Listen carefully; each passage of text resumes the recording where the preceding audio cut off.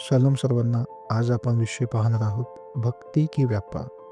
योग याचा 21 अध्याय 15 वचनामध्ये दुष्ट लोक देवाला विचारतात, सर्वसमर्थ कोण आहे की आम्ही त्याची सेवा करावी? त्याची विनवणी करून आम्हास लाभ तो काय? ही वृत्ती भक्तीची नसून व्यापाराची आहे. अनेकदा आपण देवाला केवळ आपल्या गरजा पूर्ण करण्याचे साधन मानतो. पण विचार करा, प्रार्थना ही काही मिळवण्याचे साधन नसून ती त्याशी नाते जोडण्याचा मार्ग आहे. जर आपली भक्ती केवळ फायद्यावर असेल तर संकट येताच ती डळमळीत होईल. देवाची सेवा तो काय देतो यासाठी नाही, तर तो कोण आहे यासाठी करा. निस्वार्थ भक्तीच आपल्याला जीवनातील खरी शांती आणि सामर्थ्य देते.